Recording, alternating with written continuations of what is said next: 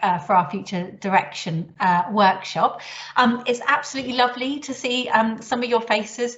If I may ask, because there's so many of us on this call, if you kindly switch your camera off during this presentation section, and then when we go out into breakout rooms, it would be fabulous to have your cameras back on again as well. So if you'd be so kind as to have camera off and be on mute during this opening session, that would be fantastic. And also it helps with the occasional echo as well. So if you could do that, that would be lovely. So I want to start off by saying a massive thank you for giving up your time to come and join us today. A few bits of housekeeping that we are all familiar with, but still we all know the number of meetings we're in on a daily basis where we still forget to come off mute when we start talking. So just a quick recap. We're going to stick to time, so I'm going to run through the agenda shortly. Please use the hand raising function and put questions and comments in the chat as we go.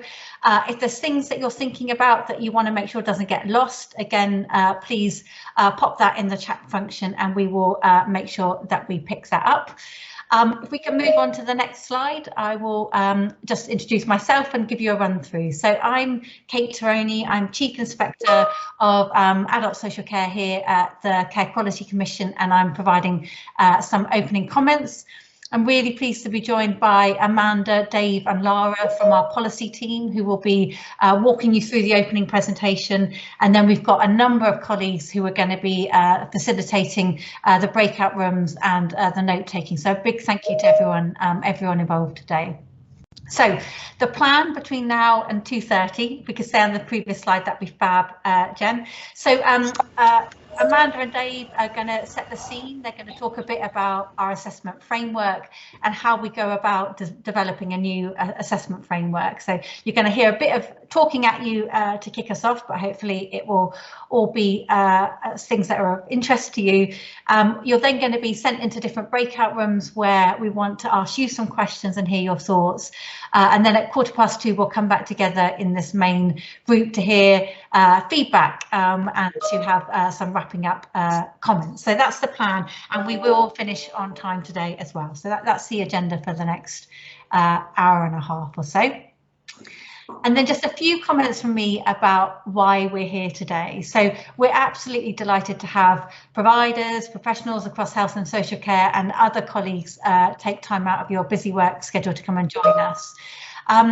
The purpose of the day is to really follow up on the launch of our new strategy. So many of you would have been involved with what's felt like about a year's worth of conversations about CQC's future direction of travel and how we as a regulator remain flexible and agile to the changing health and care landscape and ensure that we are continuing to give the public what they need in terms of a good up-to-date view of quality and risk out there in health and social care providers. So our big strategy launched back in May, and it talked about things like regulating through the eyes of people with lived experience, being a smarter regulator with a more proportionate way of regulating services, doing what we can to change the dial on safety and supporting health and care providers to be able to accelerate improvement. And what's been fab about the strategy is I think we had so much input from you all before we formally consulted in January, that broadly what we heard back was a lot of support on the strategy. The main kind of comment or challenge that we heard back was great strategy, now how are you going to deliver it was the kind of main challenge back. And that's really why we wanted to bring you all here today. So we are at the starting point of thinking about how we need to redesign our assessment framework, how we want to redesign the way that we form a view of quality and risk within providers, but also keeping one eye on our potential future role with local authority assurance and our potential role and what that might look like with integrated care systems as well. So today is to talk about what a design of a new assessment framework might look like. And as I say, it's early days formation. We've got a few ideas we're going to talk to you about, but as ever, in the best form of co-production, in my opinion, none of this is set in stone and none of this is fully formed yet. So please come with your challenge and your alternative suggestions and your really frank feedback on what you hear, because now is the time to really shape and influence our thinking on it. So without further ado, I'm going to be handing over to Amanda, who is leading this piece of work, and she's going to give you more of a flavour of our thinking about our new assessment framework. So over to you, please, Amanda. Thanks, Kate, and hi everybody. I'm Amanda Hutchinson. I'm the head of policy for regulatory change, and as Kate said, I'm leading some of the work to develop how we need to evolve the way that we regulate in the wake of the strategy that we've published. So I'm going to just talk about our overall approach and our thinking about how our overall regulatory model needs to change, and then Dave and Laura are going to talk in a bit more detail about what we're thinking about, what this means for our assessment framework. So if we could move to the next slide. So over the last 5 years, we've learned a lot about the impact of our current regulatory model and the kind of positive and negative things about that, and I think there's the slide that we are sharing here kind of sets out our thinking from 5 years ago around our regulatory model. So this is the framework within which we work, and the model that we have set out here shows how we register, monitor, inspect, rate and report on services, that we take enforcement action where necessary, and also importantly we use our independent voice to talk about the quality of care. And I say over the last 5 years we've kind of learned a lot about the impact this model of this model, the bits of it that have been really effective and the bits of it that have been less effective, and I think it's fair to say our comprehensive programme of inspections has given us a really good baseline of quality, as well as an insight into what drives improvement in services that we can start to apply to the thinking about how we regulate in future. So we know that we need to change in a number of key areas. So there are parts of our current model that aren't as connected as they need to be, and it separates out things that we want to do in a more integrated way. So for example, thinking about the flow through of the judgments that we make when we register services and the information that we collect when we register services, that doesn't necessarily have a stronger connection as it might to our ongoing assessment. Also, our approach to assessments needs to evolve. So currently, we can only change a rating through an inspection, and we need to change this to ensure that we're giving a more accurate and up-to-date picture of quality. So as we've made very clear in the strategy, we need a smarter way of regulating, one that works for today but is also flexible and allows us to easily adapt to new things, to respond to risk and uncertainty, and also handle changes in demand. So we want to combine all of our data, information and the professional expertise and judgment of our inspectors to drive our view of quality. So we need to be thinking differently about how we describe that process of monitoring, inspecting and rating. We also know that our current model doesn't work in the way we need it to at system level. So we're not set up to easily work across sectors to join up what we know about health and care services in a local area, affect an individual person or specific groups of people. Finally, we need to adapt to keep pace with changes in health and social care.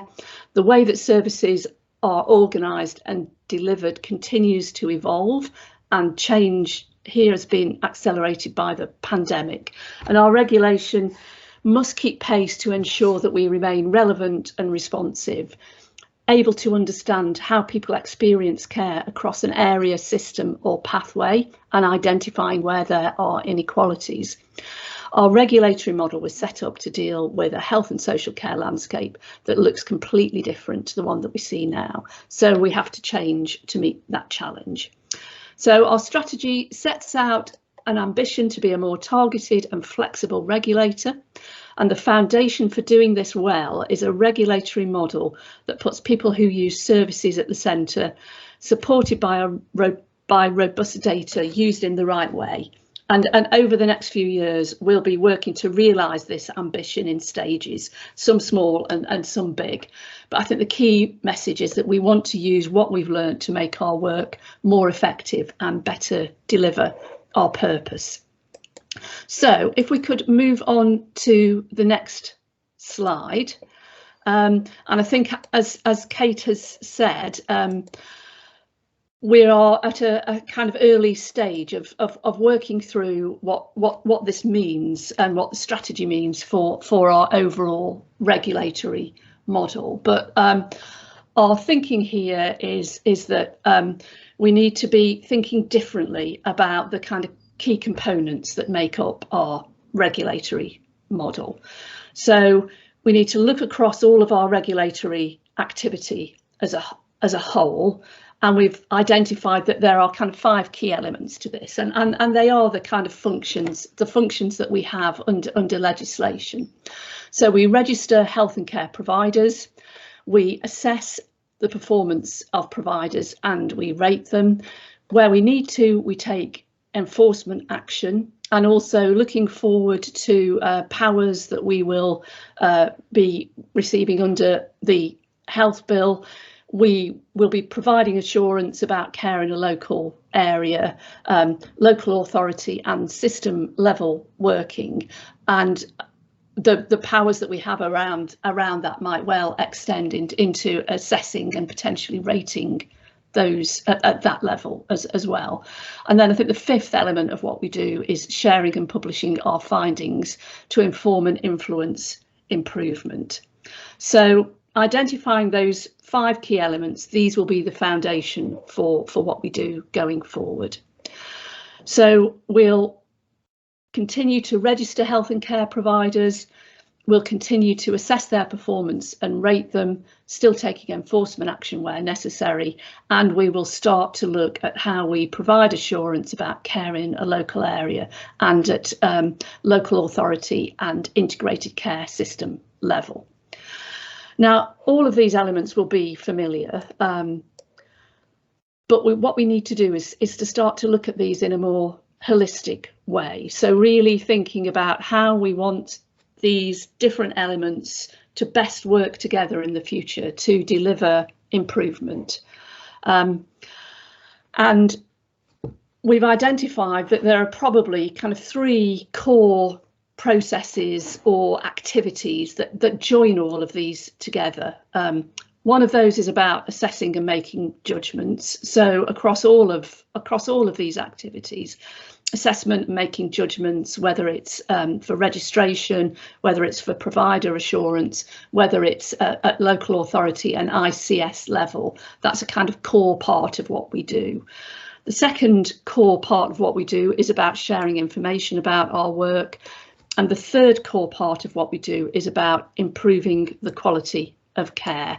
And I say what we want to do moving forward is to look at how we can, as far as possible, adapt a similar set of processes, policies that kind of underpin all of these activities, to make sure that they are working together, to make sure that we're kind of maximising the benefit of regulation, and that we are using a consistent set of policies, making a consistent set of judgments, and are using the information that we are gathering as part of all of these processes to inform what we do and to inform improvement in care.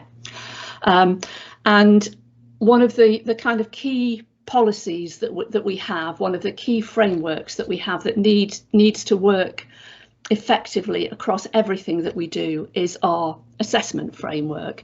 And this is the framework that we have at the moment. It's a key lines of inquiry, prompts, ratings, characteristics, the framework against which we are making our judgments of quality. This framework can help us to tie all of our work together and to provide the basis for everything that we do over the next 5 years in a way that it doesn't do now.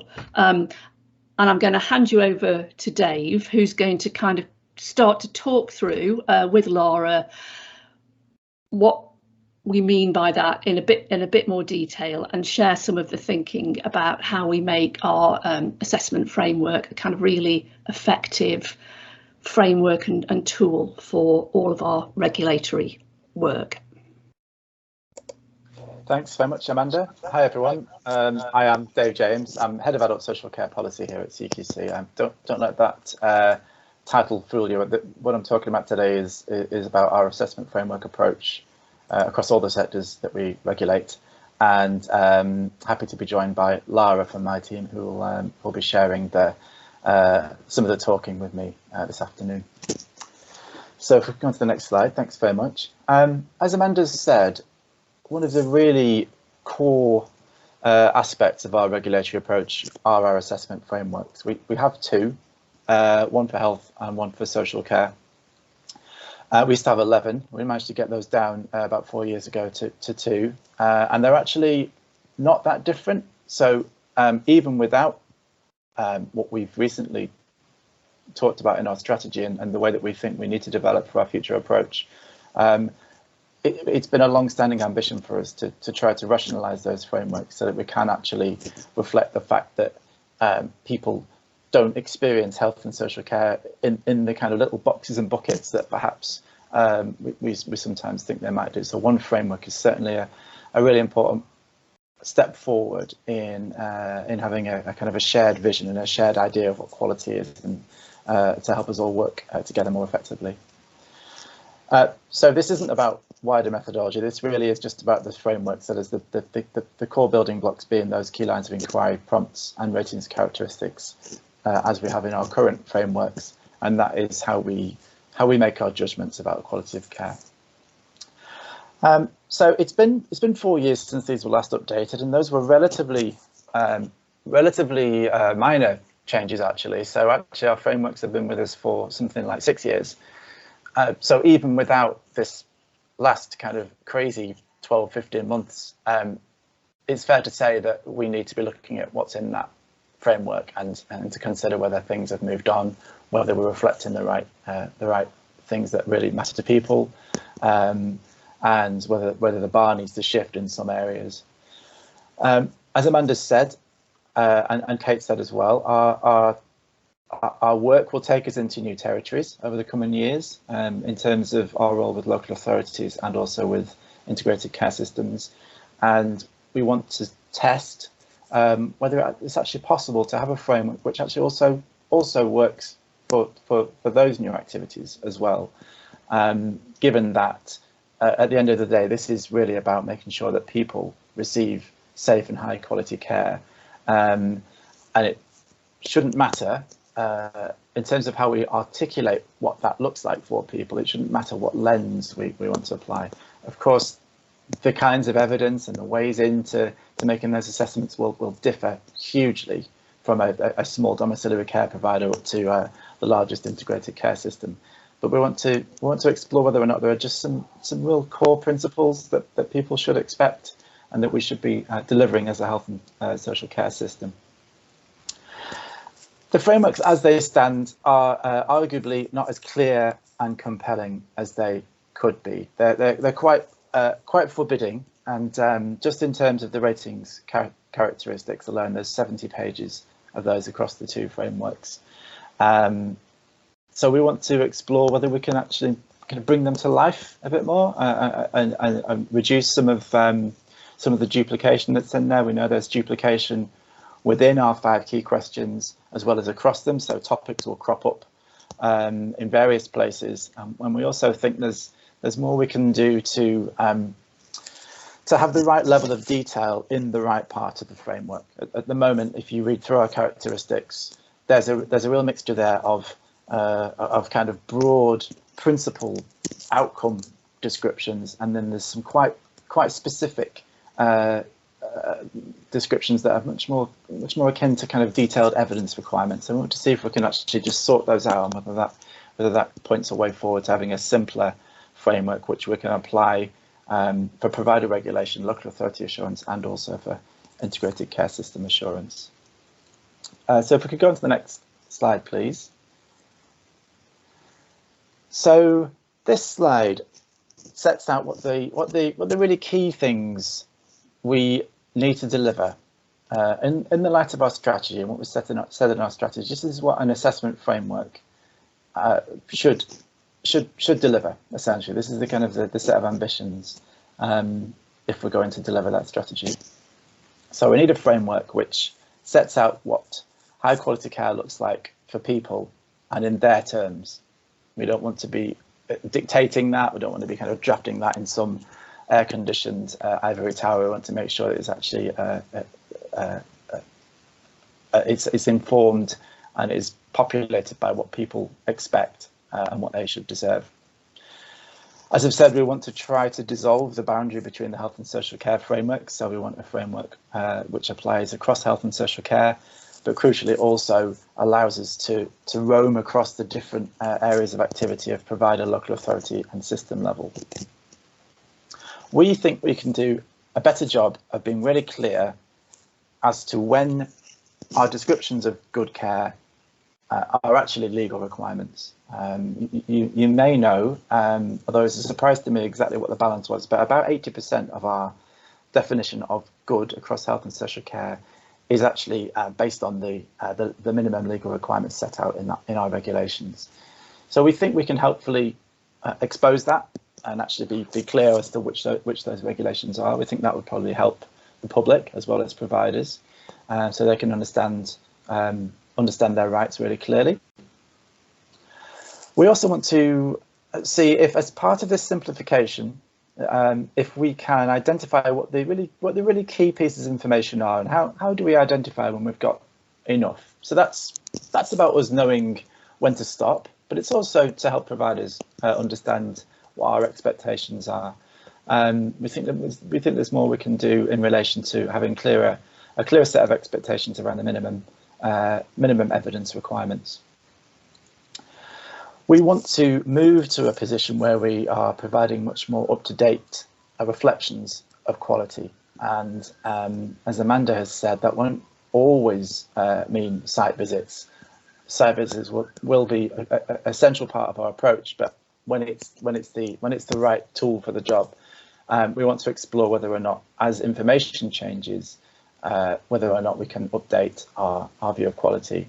So we want a framework which will allow us to do that and is structured in such a way as to allow us to do that and for us to be transparent in how that is achieved. In terms of improvement, the framework and the whole strategy is geared towards accelerating and driving improvement.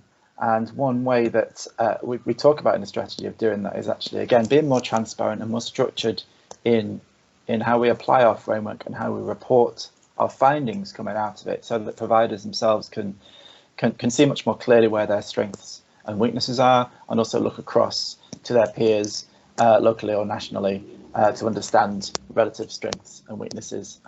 At the moment, that takes quite a lot of reading, and we think we can do better in terms of lifting out those key findings. So I'm going to hand over to Lara for the next slide. Thanks, Dave. Hi, everyone. If we could just have the next slide, please, that would be great. Okay, thank you. So here is our vision, our early thoughts for our assessment framework. So we're wanting to move away from the 70 pages of ratings characteristics and its 335 Chloes and prompts. We'll still have the 5 key questions: safe, effective, caring, responsive and well led. But within those 5 key questions, we want to explore the role of I statements to really bring these to life and as a basis for gathering structured feedback. And Dave will explain a little bit more about the I statements for the next slide. And as Dave said, we're also going to address the duplication across and within the key questions. So the next level will be the quality statements, and these are statements that will be clearer and more widely applicable than the ratings characteristics currently are, and they will link very clearly to the regulations and make it clear what the legal requirements are as well. We'll then have the evidence categories and requirements, and we're calling those routes to evidence, and those are 12 basic questions for inspectors, inspection teams to explore to gather the information they need to answer the quality statements. And we have people's experience as one of those, as the first of those, and that will include things like actually talking to people, their relatives, people close to them, and advocates, as well as surveys, friends and family test, sort of complaints and compliments, focus group meetings, all sorts of things where we can really gather the views of people that are using services. The next one is feedback from staff and leaders. So again, that's speaking to staff and leaders, but also really looking at sort of surveys where they've made their comments about the service. The next one is feedback from partners. So that includes commissioners, other local care providers, other professional regulators, accreditors. The next one would be observation of care, but also care environment. So that's not just the care and support people receive, but it's the environment where applicable, where they're receiving that care and support. And then we have processes, and that includes all the sort of the records, the documentation, provider policies and procedures, reported incidents, staff records, all things like that would come into processes. And then lastly, we have outcomes of care, and that's where sort of national clinical audit measures would come in and be looked at, and other sort of clinically relevant measures. Underneath that line is where we'll have the sector and context specific evidence, so the really kind of granular evidence, and then underpinning all of that would be the best practice standards and guidance to refer to. So on to Dave. Thanks, Lara. So Lara mentioned there the I statements, which are kind of right at the top of that pyramid, and this reflects what I said, what I mentioned on the previous slide around our strategic ambitions. So can we do a better job of reflecting what is important to people, and can we kind of get out of the way actually as a regulator and actually use what people have already said? And so what we have here is a subsection of the I statements, which think local like personal, co-produced with people that use health and care services, as well as with care providers and other partners in the system. And these really are what people have said in terms of what a high standard of person-centered care looks like. There's a longer list of these, and the following slide has the other two of our five key questions there. But what we've done is lifted the ones which are not indicating a specific sector and actually would be applicable, we think, across all the sectors that we regulate, and also actually resonate in terms of our future role with local authorities and with integrated care systems. So the real value of this, apart from, of course, being the authentic voice of people that are actually experts in what good looks like, it's actually a way of bringing to life those five key questions, breathing life into them, and encouraging the whole system. So the regulator, providers, every agency that's working in this space, to kind of stay focused on that aspect of what we're trying to do, which is effectively improve people's experience and quality of life. So it's kind of adding that human element in right at the start of that pyramid. In some sectors, we don't currently have a national and structured approach to gathering feedback. So this might be a way of encouraging people to feedback. The statements are clearly written in very clear and concise language. There's somewhat what those five key questions mean. So it might be a way of us plugging that gap in sectors where we have that gap. But it's worth noting, as I do there on the slide, that we know that these statements don't currently cover every aspect of what we mean by safe, effective, caring, responsive and well-led. And if we hear support for this approach, then we'd be really keen to continue to work with TLAB and their network of partners to to understand if we can plug some of those gaps. I think that the other thing just to say here is in mapping these statements to our 5 key questions, there weren't any which really spoke to well-led, and that's probably not really a surprise really, in terms of when people are thinking about what good person-centered care means to them. They won't necessarily be thinking about the things that sit in the well-led part of our framework around governance and culture. They just kind of want to feel the results really, rather than the kind of the enabling activities that sit under well-led.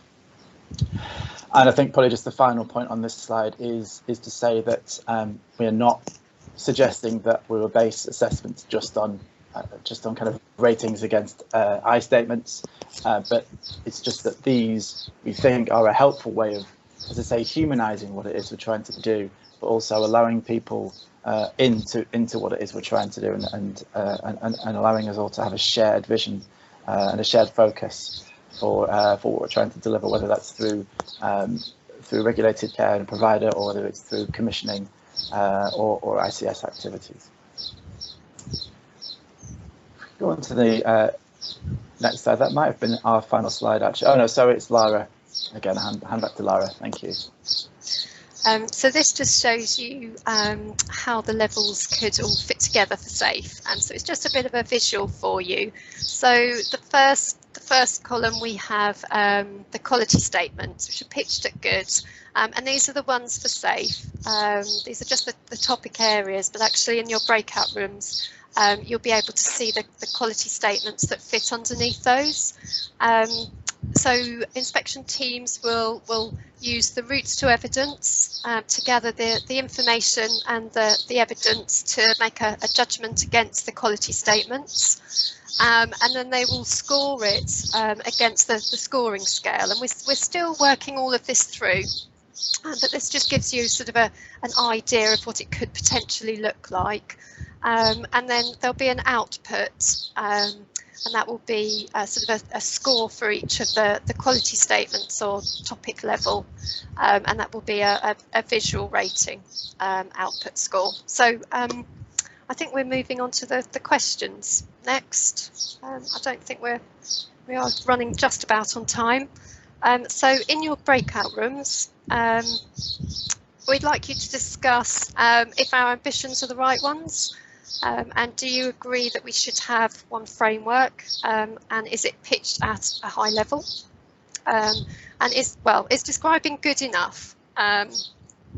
Question 2, from the mock-up of SAFE, which you'll see in your breakout rooms, which version do you think is better, and which do you prefer? So just to explain a little bit more about that, you'll have 2 columns. On the left hand will be we statements that have come from TLAP, and the right hand side are the quality statements. And then the third question, do you feel the I statements helpfully bring the key questions to life and make it clear what people should expect? And I'm not sure how it works moving to the breakout rooms. I mean, I can start them now, unless you wanted to just double check to see if there was any burning questions from any of the attendees. Entirely up to you guys. Yeah, if we've got time to do that, we're very happy to do that, Steph. Yeah, we can have a couple of minutes for any burning questions. Totally fine. Great.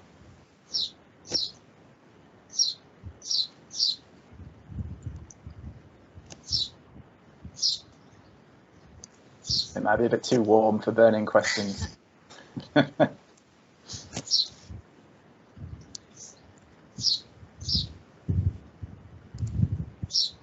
Mother, you've got your hand up. Hi. My question is, I think from what David had just said, work at providers, local authority and system levels. And I know in the past, CQC used to regulate local authority. So with this new framework, how is it going to work? How do you know that the local authorities are working well with the care provider to improve quality, and our system in place to support the provider to get the best quality of care within the community, the integration that we've been talking about for years? Well, the short answer is we don't know yet, and we're really at a very early stage in that work, and it's a new power. We're really keen, though, if we can start from a shared vision, and we're working with local authorities and with their representatives on this framework. If we can at least agree the starting point is the right one in terms of this is what we're all striving to deliver for people, then from there it's okay. So how do we understand the role that the local authority is playing with its local providers? How do we understand how that's working? And as with our provider regulation, that will be using those routes to evidence that Lara described. So it's okay. So what do the people who live there think and use those services? What do the staff and providers think? What do the staff in the commissioning authority think? So it's the same kind of basic principles, but understanding what good looks like in the context of a local authority's role will inevitably produce different pieces of evidence, but we want to line that up against the same core expectations really that we'll have of providers and of wider systems. Does that make sense? Thanks.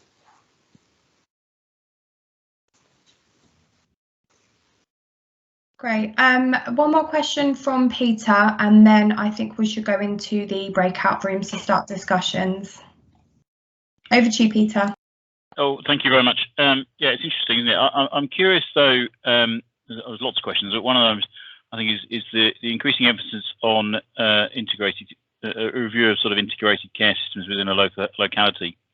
One of the frustrations for us as a provider has been, not often, but it does happen, being on the receiving end of criticisms from CQC that are in no small part driven by local authority funding for the placements we have in care homes, over which we have no or very limited control, sometimes resulting in adverse ratings for us, which we've never felt was entirely fair. And I was wondering whether that broader view of integrated care in a locality is going to start getting to grips with how care is funded, and whether that funding is adequate for the provider to actually deliver on some of the quality objectives that we all share and CQC would want to inspect against.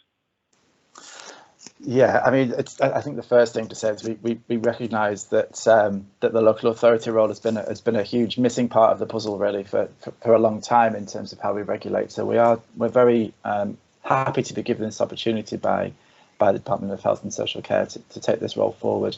We're still talking to them, is the honest answer, in terms of what the scope and what the priority areas are.